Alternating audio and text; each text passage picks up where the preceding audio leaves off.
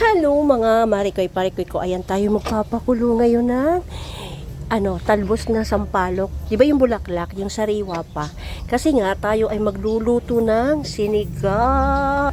Ayan, sinigang sa sampalok mga marikoy ko. Yung manok, ito yung palambutin. Palambutin na manok. Yung bantres. Ayan o, kasi mas masarap to.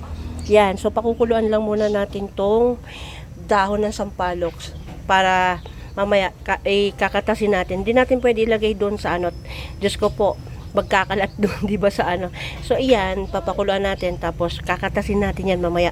Yung katas niyan, yun yung gagawin natin pang-asim dito sa manok. So ito pinalambot na mga marikoy ko, may sibuyas, bawang at luya na. Yes, luya, wag kalimutan. Paborito kang luya, kinakain ko talaga ang luya. Walang sayang sa akin yan. So iyan ay malambot na. Ayan super lambot na. So ayan, tingnan natin mga marikoy ko. Ayan na siya kumatas na siya 'Di ba? Maasim yung amoy mga marikoy ko. At saka napakasarap nito pag sa sinigang ilalagay.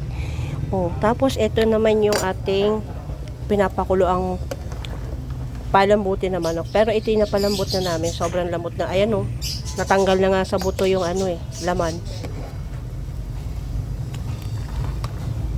Ayan. Ayun makalas na yung laman. Agay, ang lambot na mga marikoy ko. Diba? Tapos syempre marami tayong sahog na gulay. Mamaya na ito. Pagka na na talaga. Kasi ayoko na sobrang malambot yung gulay. Half cook mas masarap. Diba? Diba? Pero yung nilagay ko na yung ito. Nilagay ko na yung labanos. Malaking labanos yan, mahaba. Ayun Hala, kumakalas na mga marikoy ko. Yan, iabang natin yung kangkong. Pang pinale. Siyempre, hindi masarap ang sinigang pagka walang kangkong, di ba? So, talagang maraming kangkong yan. 2 tali yung binili ko na kangkong kasi mahilig tayo sa gulay, siyempre.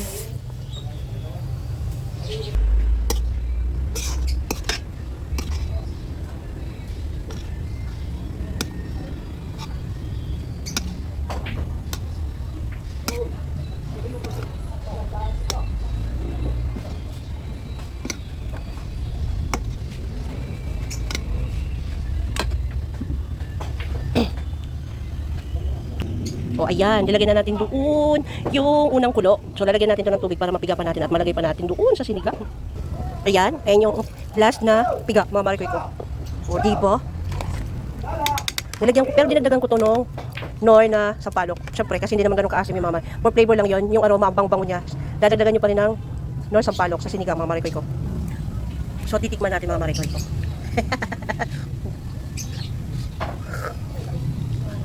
Pangalan mo? Ano nga pangalan mo? Pakiulat ang pangalan pa. Nakalimutan ko. Ang sarap.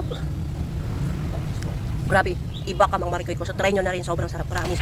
Lalo na ngayon kasi ang mga puno ng sampalok, mga sariwa. Diba? Kaya gawin nyo na rin mga marikoy ko. Tapos ayan, lagyan na natin yung mga gulay. So lagyan na natin yung gulay mga marikoy ko. Diba? Maraming sabaw kasi ang aking boys mahilig sa sabaw. Lalo na yung aking kuya na grade 6 ang hilig ng sa sabaw. Hala. Kumalas na sa buto. Hala. Kumalas na. So anyway, that's all for today mga marikoy ko. Please share. Thank you na rin po sa panonood. Bye!